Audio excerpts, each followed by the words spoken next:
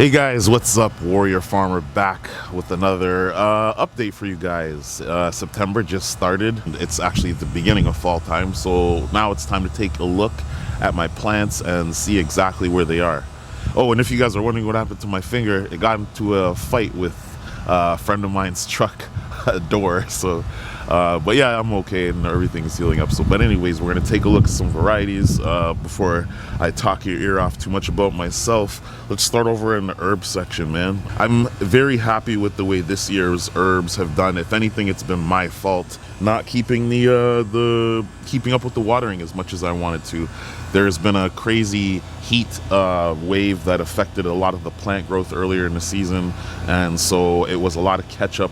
A lot of the plants are way far behind than they should have been. But when it comes to the herbs, this year they actually did miraculous. So my basil would have actually died already. If you reference the other years, a lot of times the basil is the first thing to go, but for whatever reason these varieties were hardy this year. My red Reuben's still around, and my large leaf basil is doing okay, but I feel like as soon as the cold weather hits, it's going to start having troubles again.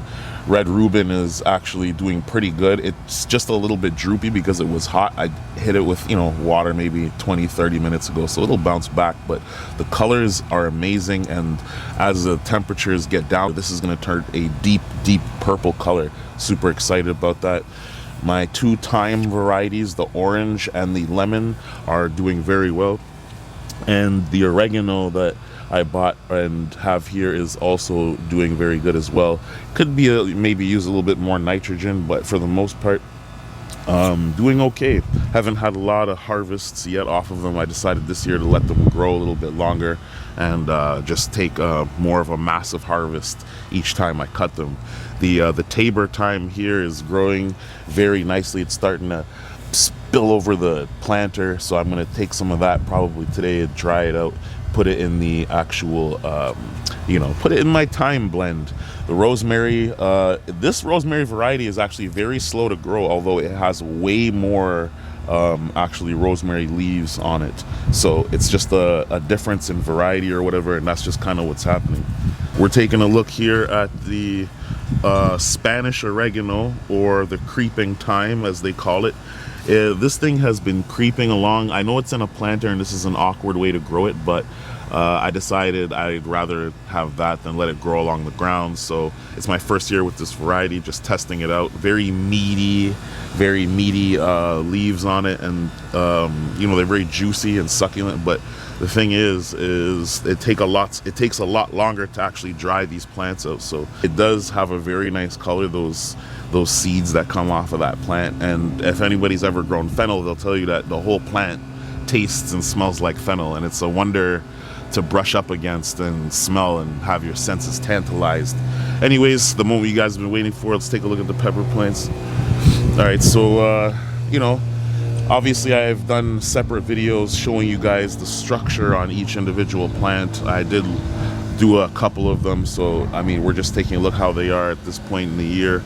If you guys remember last year at this time, they were a lot bigger, and that's because these things are about a month or two behind in growth because of that heat wave we had earlier this year, or earlier in the season. So that really affected the growth. I'm happy with the fact that they are catching back up, but by now I would have already harvested 2, 3, 4 times, like big batches. So the first batch of pre-flowers still hasn't been picked off of a lot of these plants yet. A lot of them have the first flowers still on them, so I'm just playing catch up.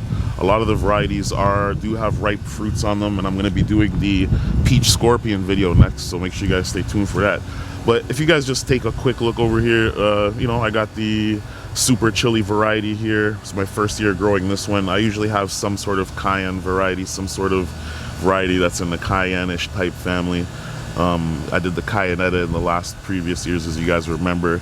This weary plant is very vigorous, but as you'll notice, those are still all the bottom layer of plants. It hasn't had a chance to really produce a lot of ripe flowers, although it's just starting to letting them go now. And we've been experimenting with this in rice, and it's actually one of my favorite things to add to rice right now. So it gives it just a very unique taste, very hot for, well, I don't say it's very hot. To me, it's right in that range where you only need a couple pods for a big pot. So, but it does hover in a 300,000 Scoville unit range. So, I mean, yo, Guyanese mans, yo, you already know about those ones, the hot pots and whatever. So, I'm happy with that plant. The Leviathan has a very weird growth structure. It decided to stay very short and squat with a lot of lateral branching, but you can see that there's so many pods on there, and there is a ripe pod which I'm going to be picking, and I'm going to be doing the Leviathan Scorpion pod review where I cut the pod open and we see what it looks like on the inside, because even I ain't grown that shit yet, so I don't even know what that looks like. So I'm excited myself. The two Scotch bonnet plants are yielding, but I wish they were a lot farther along, once again, just because, like, you know, I'm just, you know, I'm upset that there's not more to get off of that, because we will be using that a lot in the cooking coming up. You know, I got the Carolina Reaper plant, which has its own unique growth with its purple stems and stuff. That's this plant over here in the middle. As you can see, it's still producing a lot of flowers, so I do expect there to be a lot of pods, but once again, it gets real cold here in the winter season, so we don't have a lot of time before the pods and the plants start getting unhappy. That's why it's important, at least here, for me to pick as I go. So as the pods are ripe, I pick them off and let the plant focus on something else. If you have short growing seasons, you really got to be on top of your picking, and that's kind of how it has to work. I've done everything from picking off the pre-flowers to leaving the pre-flowers to letting the pre-flowers completely ripen. This year I decided to let all the pre-flowers ripen on these plants, and that's kind of what happens. So now we have all these pre-flowers that are ripe, but the main flowers have taken a lot longer, and partially that is due to heat, but you know, I have my own theories on that. The Palermo peppers are all behind. There's maybe 1 or 2 Palermo peppers to even speak of, and they haven't changed colors. Those are those ones in the back, those big ones. And my Sugar Rush Peach Stripey is almost, like, they're growing very well right now, but by this time in the season, they should be a lot farther ahead. If you guys follow my other videos, you'll know and remember that I can grow pretty much to around the midpoint of October before the plants really start getting unhappy. So anyways, that's my September update.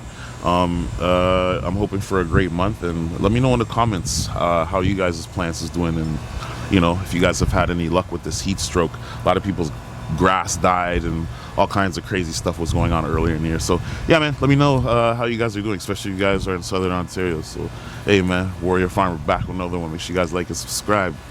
See you on another one.